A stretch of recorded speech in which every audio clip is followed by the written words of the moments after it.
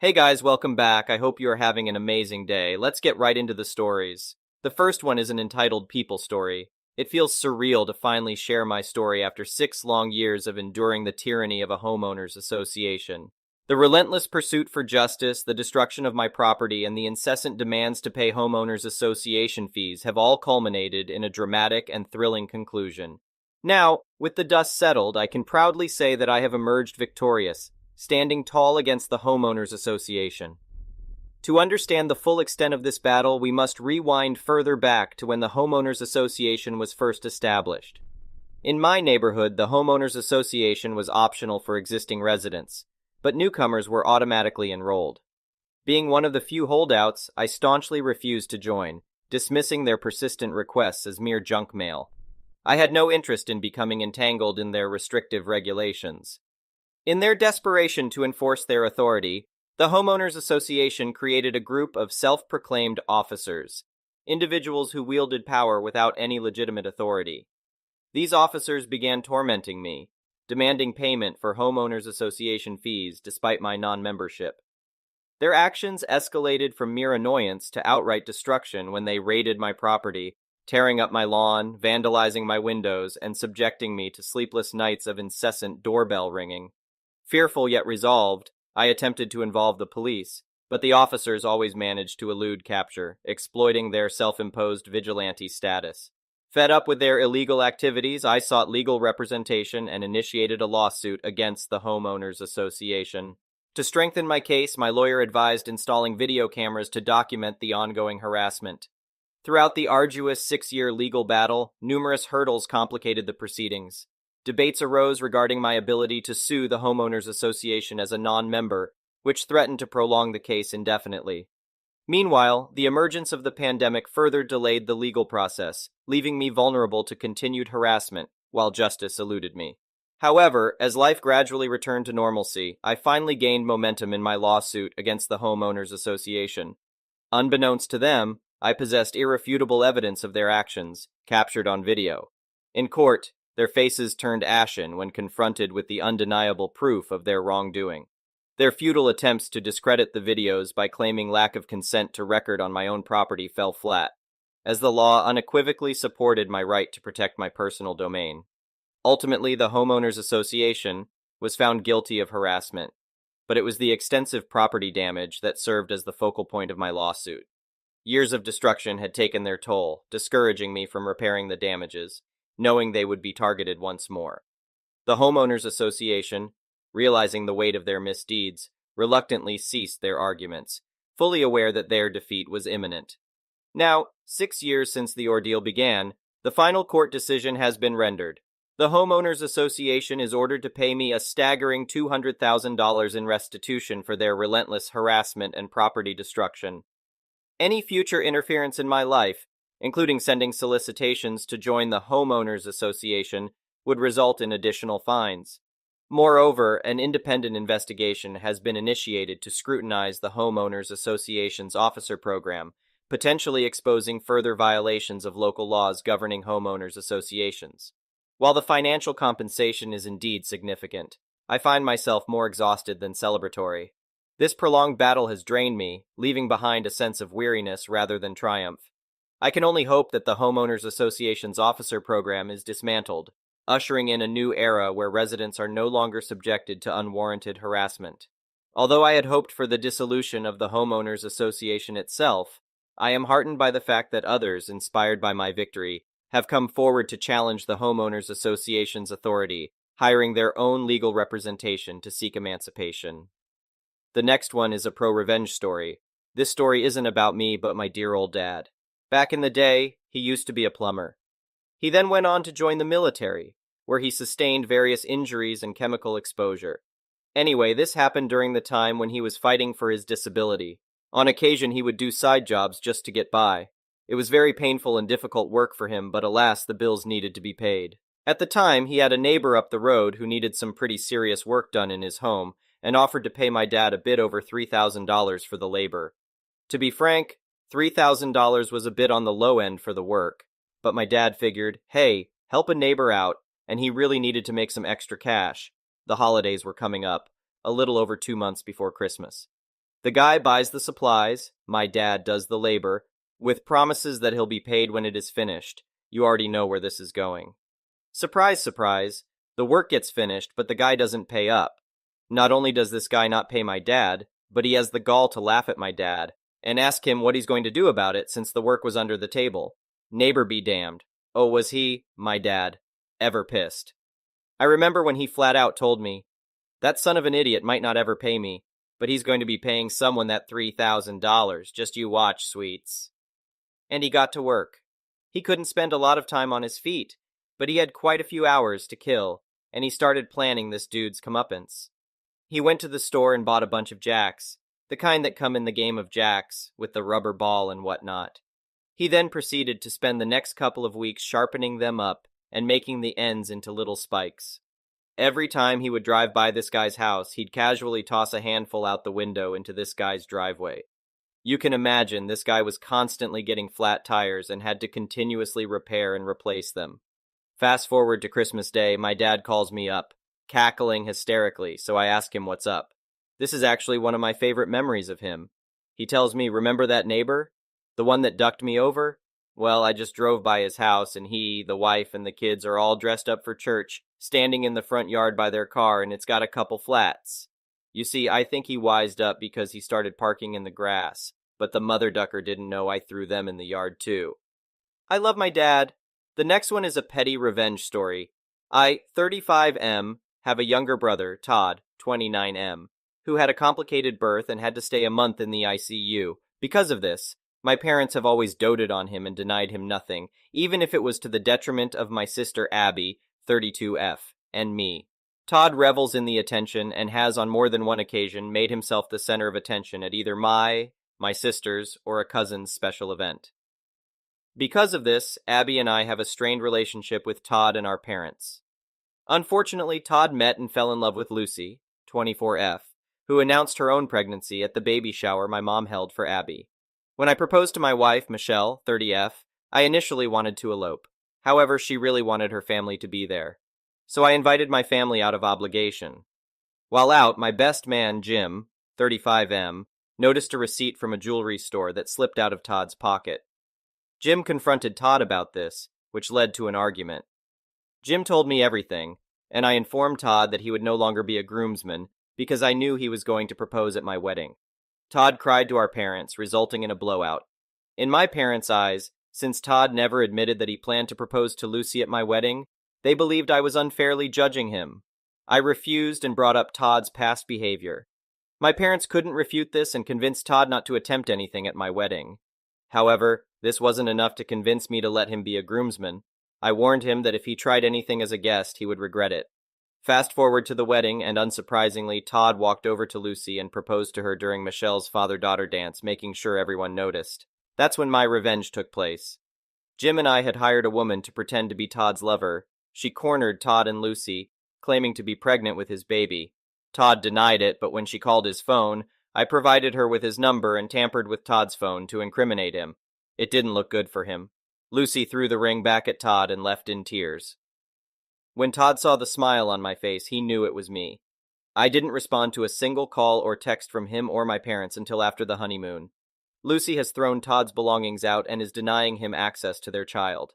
Todd is furious and demands that I clear his name. I sent him a text saying I had no idea what he was talking about, along with a screenshot of the wedding bill. I also vaguely demanded reimbursement for half of the wedding costs. Michelle knew the whole time what I was planning and gave me the green light after Todd ruined her moment with her dad. I felt pretty good, but now even Abby thinks I went too far. The next one is a malicious compliance story. A little background info. I live in a popular tropical tourist destination, and one of my jobs is as crew on a snorkel boat. I set up the boat before the trip, lifeguard, give history about the area, etc. My captain is also the owner of the business, so what he says goes, and he knows the local waters like the back of his hand. Our company consists of him, me, and his girlfriend who manages bookings, phones, and emails. We aren't low quality, but we don't offer full meals or entertainment on board and focus solely on the snorkel experience. Because of that, compared to the larger boats, our private charters are lower cost than most competition. In turn, we often get penny pincher people. Onward to the main story. A family of 22 had been hounding our office before they even arrived at our location, according to our office.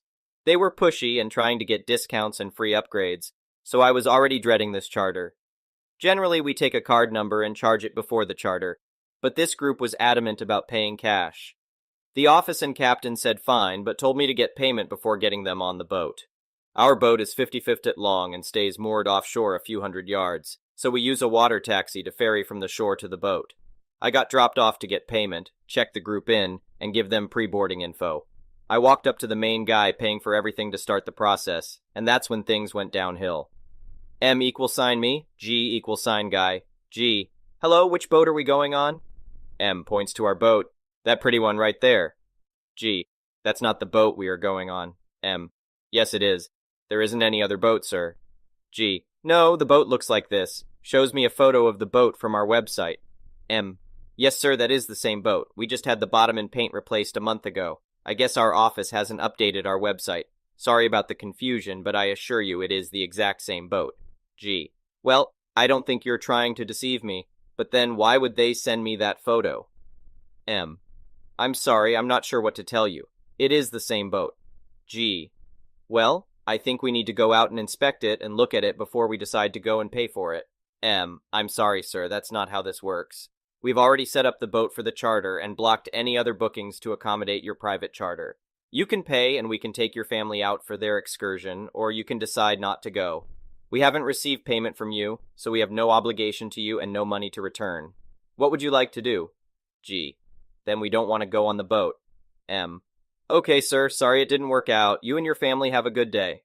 I picked up my stuff, turned around, got in the water taxi, and left them on the shore. As we rode away, I could see the guy already on the phone trying to call the office. I called his bluff, and he was panicking because his whole family just heard him say they didn't want to go, even though many of them did. I got back to the boat and explained to the captain what happened. He said it sounds like he doesn't want them on his boat anyway, and it's their loss. We had planned to refuel after their trip, but decided to do it now since we now had the morning open. They were still on the shore when we left, but were gone when we got back. Once back on shore, the other guys who run activities in the same area told us the group had hung around for about an hour. I guess the guy was very convinced we would come crawling back, but when we didn't, the family started fighting since many of them still wanted to go. Now they have to try to find another boat that has 22 spaces open and will most likely cost 3 times more than us. It was totally worth waking up early without pay. The next one is an entitled People Story. I live on a dirt road, and while I own it, 3 other families have the right to drive on it to access their properties. All good. Where the road curves over time, gravel has built up well off the road and visually made that portion look like an abandoned parking lot. A sad sight next to my forest of trees and our sparkling river. In the blazing heat of August, I toiled. I scraped up the gravel, watered, to force more gravel up to the surface, scraped, hauled, raked, and sweated. My neighbors shook their collective heads as they saw me working. 3 dump trucks of soil arrived, raking, smoothing, and finally joyful planting. A small flowering tree, hundreds of lily bulbs, daffodils, grass seed bushes have replaced the gravel wasteland. Now my phone rings. Mr. Wonderful, the neighbor at the end of the road, wants to talk to me. We meet at my work site. He wants me to explain what I am doing. Fine, I explain. He tells me my work is a waste of time. Fine, I am okay with trying. He informs me that the whole community uses that area as a turnaround. The whole community is him. No one else would ever need to use it. I am still okay. I tell him that if he needs to drive on my grass a bit to turn his boat around, I am okay with that. He asks why I did not tell him what my plans were. I come up with some version of what? Why would I check with you about planting grass on my yard? And oh, by the way, you have driven past me doing this work for days. If you were so interested, you could have asked. But now you know I am planting grass. The mask dissolves. His 6+ self hops off his golf cart and growls, "No, I am going to tell you what you are going to do." Mr. Wonderful informs me that the land is not legally mine as he is claiming it through adverse possession. I laughed. I am 5'1" and was totally terrified inside, but I am not going to cede an inch. Towering over me with spit flying, he screams that I can expect to be in court facing a judge because he is not giving me his property. And the threats keep coming. By now, other neighbors have come over to witness the fuss. He keeps at it. When he stops for a breath, I say to everyone, I am so glad you are all here. I am planting grass on my property. If you are called to court to testify, please do not worry about offending me. I will not be angry. And regardless of the outcome of the case, if any of you need to encroach on the grass to turn vehicles around, you have my full permission. Except for you, Mr. Wonderful. You are never to touch my property. The next one is an entitled parent story. So a bit of backstory. I'm a 28-year-old woman who recently went fully blind. When I was a teenager, I volunteered with my local youth group to help rebuild Mississippi after Hurricane Katrina. While I was down there, I picked up a fungal parasite called histoplasmosis that migrated to my eyes over a decade and slowly caused blindness. I've been totally blind for about a year now, so I'm pretty new to it, but I digress. When I first went blind, I barely left the house and was afraid to go in public. I felt like everyone was staring at me, and honestly, I barely knew what I was doing. The transition had been difficult, and I didn't have any support group to teach me. One day, my husband asks if I can take an Uber down to the bank and deposit a rent check, and I reluctantly agree. While I'm out, he messages again and reminds me that we're out of a few crucial groceries. There was a Walmart grocery store literally across the street from the bank, so I figure everything in life is an experience, and I'll have to learn how to shop alone eventually. So why not? Everything was fine at first, and I was only grabbing a few things, so I didn't need a cart. I was using my cane and what little echolocation skills I had at the time to get around, but I was still bumping into things as we blind tend to do sometimes. My cane suddenly hit something a bit softer, and I figure maybe I had whacked someone's leg and apologize. Cue entitled kid, EK, and entitled mother, EM. Me. Shoot, I'm sorry. EM. Hey, you just hit my son.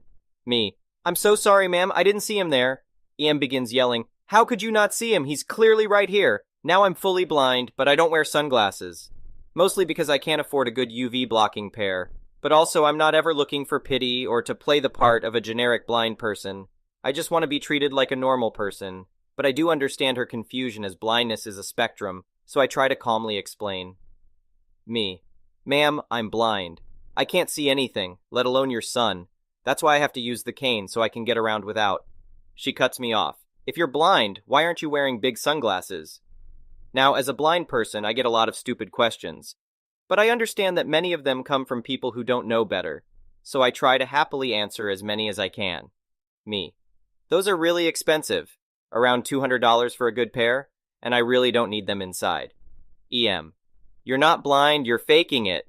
Here is where my blood starts to boil. I can't think of any reason someone would want to pretend to be blind. It's an actual hell, and nothing pisses me off more than when someone calls me a liar when I'm not. Just as I'm about to respond, I feel a tug, and before I blink, I realize this little demon spawn has snatched my $100 cane from my hands. For those of you who don't understand, that's like if you're shopping, and suddenly the power goes out and you can't see a single light. Without my cane, I can barely move at all without crashing into anything.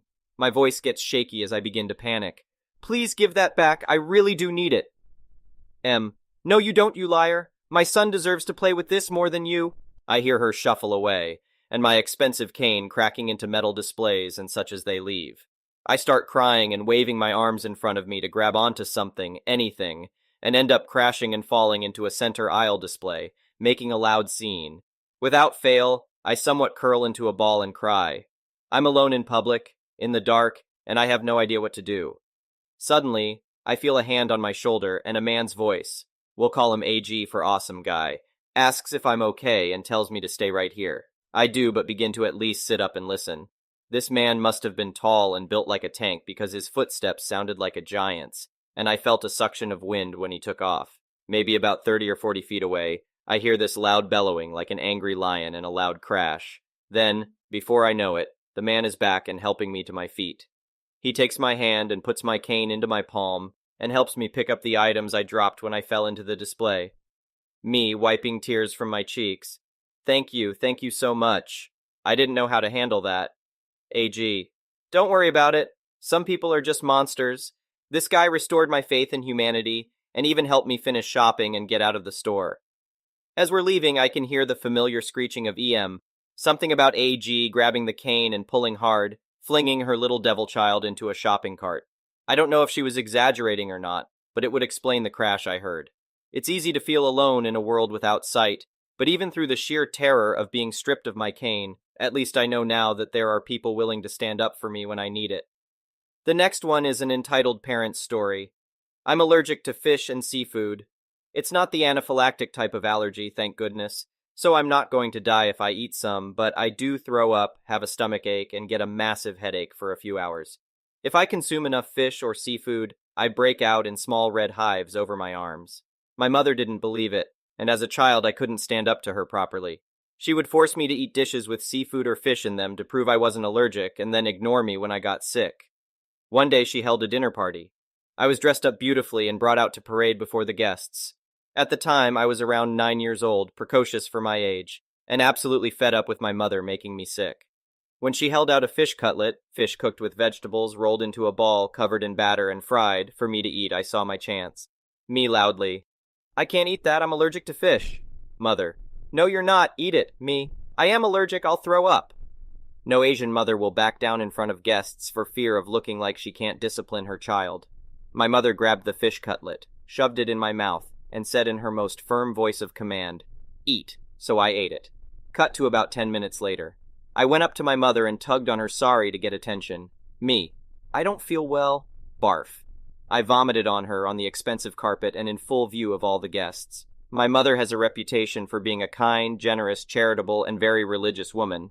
So in front of all the guests, she couldn't do anything except act sympathetic and send me off to bed to recover. She never made me eat fish or seafood again. My daffodils came up this spring, the lilies are sprouting, and no court summons has arrived. Thank you for watching. I would really appreciate it if you could like the video and subscribe to our channel if you haven't already. We'll see you.